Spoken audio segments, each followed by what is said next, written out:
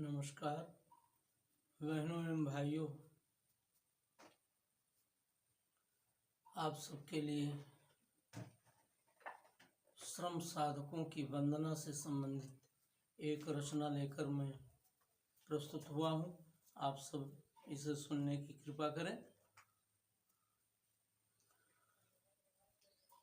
हम कर रहे वंदना शतु तुम्हारी, हम कर रहे वंदना शतु तुम्हारी, श्रम देव लो अर्चना ये हमारी। बहनों भाइयों, लोगों ने सच्चे श्रमिकों और सच्चे किसानों को पूजने का प्रायः कार्य नहीं किया है, जबकि देश में इन्हें ही पूजे जाने की आवश्यकता है, इन्हें ही माला पहनाए जाने की आवश्यकता है, क्योंकि इन्हीं के श्रम बल पर सृष्टि का समस्त विकास हमारी आंखों के सामने दृष्टिगोचर होता है। अन्यथा हम आज भी गर्त गुहा में पड़े हुए होते हैं। हम कर रहे वंदना शतु तुम्हारी, श्रम देव लो अर्चना ये हमारी।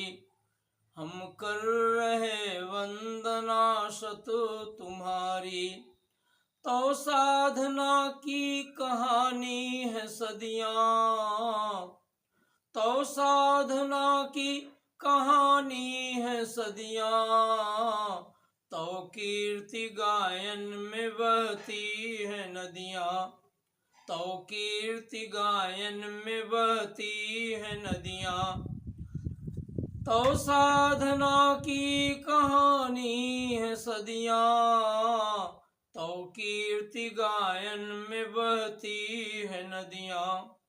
दिया विश्व को तुमने ही रिद्ध सारी, दिया विश्व को तुमने ही रिद्ध सारी।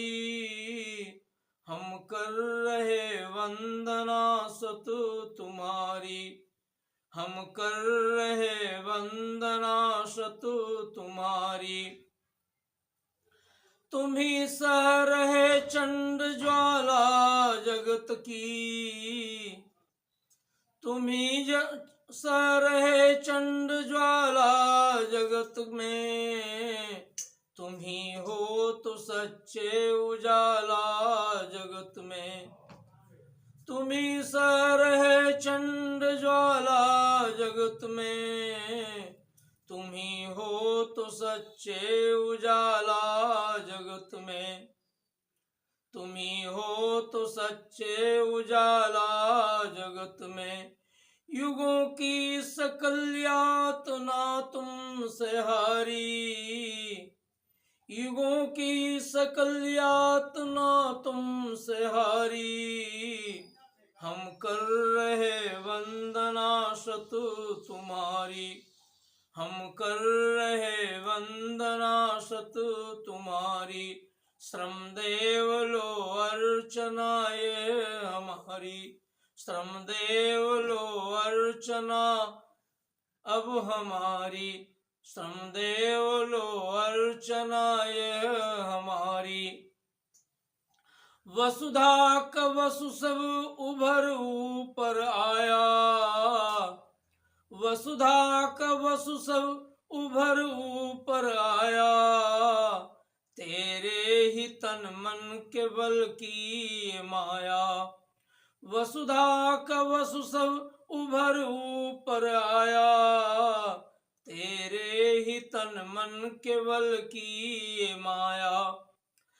तुम्ही ने प्रकृति की है सुषमा संवारी, तुम्ही ने प्रकृति की है सुषमा संवारी। हम कर रहे वंदना शतु तुम्हारी, हम कर रहे वंदना शतु तुम्हारी।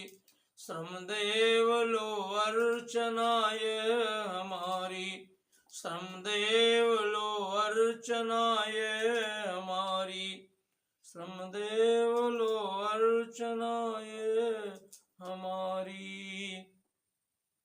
बहनों एवं भाइयों, आप इतिहास के पन्नों पर अगर नजर दौड़ाएंगे तो पाएंगे कि आदिम युग से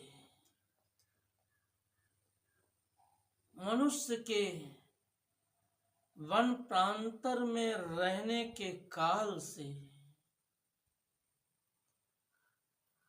श्रमिक ने ही नवनिर्माण की क्रमशः धारा बहाने का कार्य किया है। कितने अत्याचार श्रमिकों ने इसके लिए झेला है। जिस कोलंबस का उल्लेख करके हम अघाते नहीं हैं कि उसने नई दुनिया अर्थात अमेरिकी महाद्वीप की खोज की, उस कोलंबस के अगर श्रमिकों पर की जाने वाली अत्याचार गाथा को सुनेंगे तो हमारी रूह कांप जाएगी।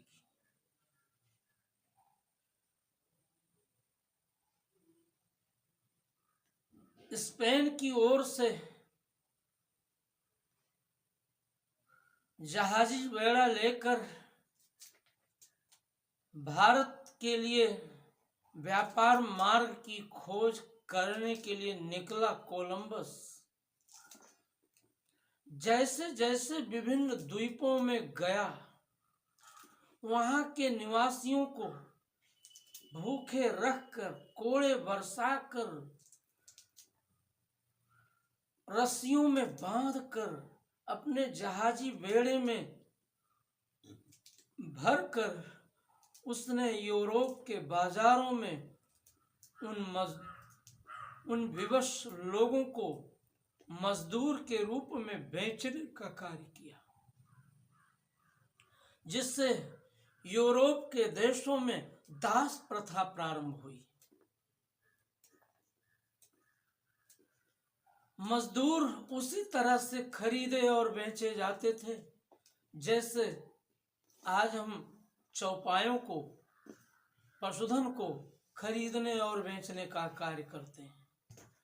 उन्हें भूखा और नंगा रखा जाता था। उन्हें ठीक से भोजन भी नहीं दिया जाता था, और अगर वो भूख से पीड़ित होकर खाने के लिए कुछ मांगते थे तो उनके वे तथाकथित मालिक कोड़े बरसाने का कार्य करते थे और उनकी पीठ को, पैर को लहू लुहान कर देते थे। इतना अत्याचार झेलकर भी मजदूरों ने संसार के नवनिर्माण का कार्य किया है। चाहे अफ्रीकी खदानें रही हों, ऑस्ट्रेलिया की खदानें रही हों, या और भी दूसरे क्षेत्रों की खदानें रही हों, वहां विभिन्न क्षेत्रों से पकड़ कर जबरदस्ती ले जाए गए मजदूरों ने अत्याचार झेलकर वहां की खदानों से, वहां की भौमिक गुफाओं से सोना निकाला, हीरा निकाला, लोहा निकाला और क्या क्या नहीं धातुएं निकालने का कार्य किया। लेकिन वे भूखे ही रह गए, भूखे ही रखे जाते रहे। जिस जमीन पर उन्हें रहने को दिया जाता था, जमीन का जब सौदा होता था तो उसके साथ उनका भी सौदा हो जाता था। ये दशा थी उनकी।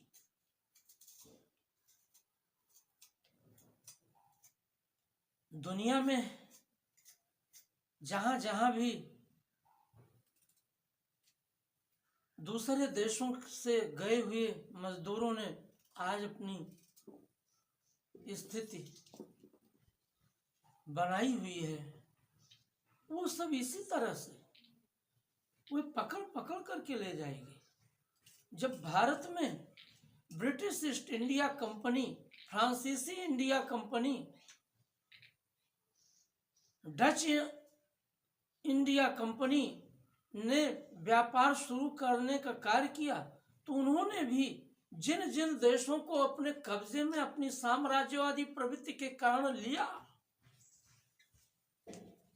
वहां अपना साम्राज्य स्थापित किया, तो वहां के लोगों और दूसरे और जगहों के अपने गुलामों को ही तो पकड़ पकड़ कर लेकर के गए और उनसे मनमाना श्रम लेने का कार्य किया। कोयले की खदानों में, लोहे की खदानों में, तांबे की खदानों में और दूसरी खदानों में उनको 2-2, 3-3, 4-4 दिन, हफ्ते भर वहीं उनके लिए थोड़ा बहुत खाद्य सामग्री देकर वहीं बांधे रखा जाता था और उनसे बलपूर्वक श्रम लिया जाता था।